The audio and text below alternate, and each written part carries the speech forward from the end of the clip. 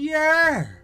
It's your favorite Straw Hat Nico, talking about Angels of Death. It's a really cool show to me, because I don't look for creepy anime or one that's all about horror. It's not my cup of tea, but ever since I started watching and playing We Happy Few, I've grown to appreciate being creeped out, as long as it makes me entertained and want to see more of it. So look, this show holds my attention all the right ways. What I like about the show, it embodies how I like my horror. Yeah, you're creeped out, but it's not overusing jump scares to creep you out. And initially, I didn't want to watch it because I was saying, why is the main character a 13-year-old girl? That's really weird. But after I saw the trailer, I was like, oh, I get it now. Let's say she was like a grown person in this random hospital and she doesn't know how she got there. Nah, I couldn't watch something like that because you're sitting here like it's a grown person. They can easily just think their way through the situation and get out and make some good decisions. But if you're 13 and you don't know your parents are, you're gonna feel helpless, and that's what the show's trying to do. Make us feel like, look, this innocent character is going through the motions, and we're gonna see exactly how she figures out how everything happens to her, and hopefully she escapes, or worst case scenario, she gets killed. But the good news is, the way the show does the episodes, you don't really know when she's gonna get killed, but you get the feeling it's bound to happen some way, somehow. And it really does well with the trauma, because in the first episode, it hinted at, yeah, she'd been in this hospital before, but she never realized there are actual psychopaths there, there's killers there. But now she's starting to tie the pieces together, and it's like a weird mystery Saw type thing where there's clues given out, but no one's there to tell you, oh, this is what the clue means. You have to piece it together yourself. It's very interesting, because we don't know how her parents died, but someone told us her parents are dead. And I have this feeling it's called Angels of Death because maybe she's already dead, and like she's reliving her last memory, or it's something else, because it doesn't add up to me a lot of stuff that happens in this show. Because one, why is little girl, you know, in this random hospital? I mean, the way it was hinted in the beginning, maybe she went there for therapy and her doctor was there, but I don't know. Why is her doctor a psychopath? What's really going on? No real clue. Why is Zach there? We learn he goes there because essentially it's a place where you can kill people and no one's gonna really do anything to him. It's not really a crime. It's okay. But how do you find this hospital? Why is Rachel in there the same time as Zach? That doesn't add up. But we'll understand in due time. I can see this anime going several different ways. Like I said, it could be Rachel's been dead this entire time and we're seeing what led up to her death. Maybe she's already in the transition stage where she's not really dead all the way yet, but she's not 100% alive. Something like that, because that can really tie into the theme and the title of the show, Angels of Death. Somebody is either dead or reliving their memories. I don't know why I get that type of vibe from it. Now, the reason why I enjoy the show so much, it's because if you've seen any clip of the show, because the voice acting and sound effects, it's like, yo, I feel like I'm with Rachel here, just watching all this creepy stuff happen, and I don't know how to really feel about it. But at the same time, I'm loving it. Zach is what I think about when I imagine a psycho killer. You heard this man said he's the kind of character, when you get scared and uncomfortable, it makes him happy, it makes him want to kill you.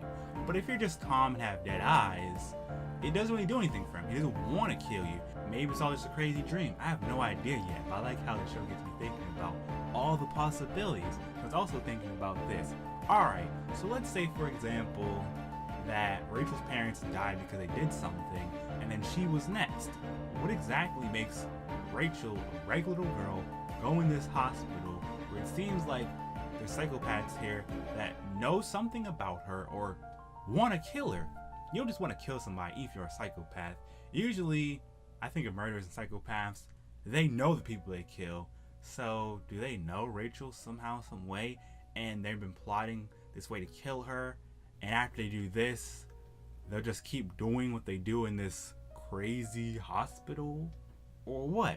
Or is it some evil scheme cooked up by some psychopath guy? But no idea yet. This show's gonna have 18 episodes. I want to see if it's gonna make an original ending, or they like leave off so it can get a season 2.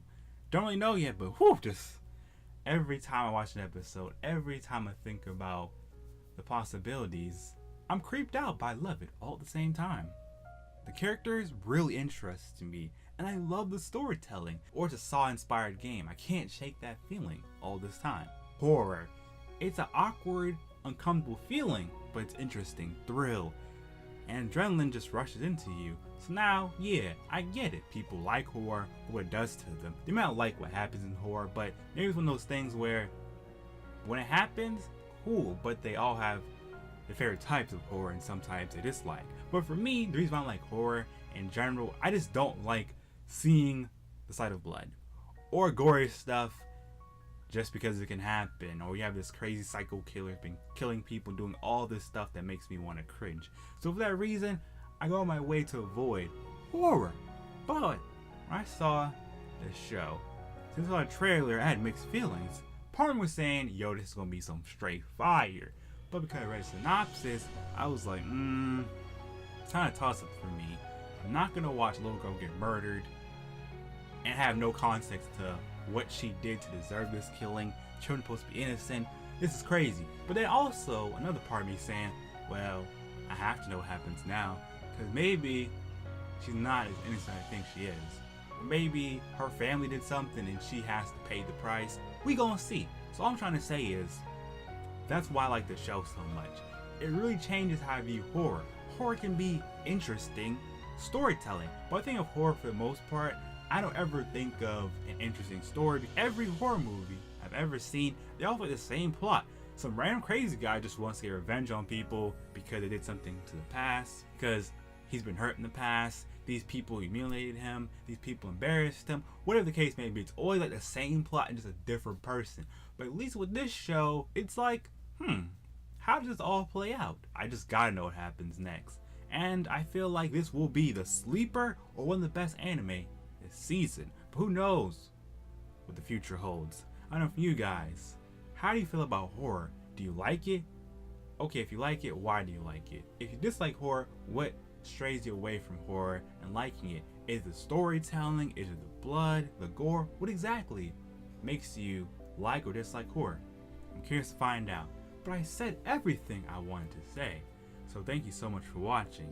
So do your boy a favor, King Kong on the like button if you enjoyed this video.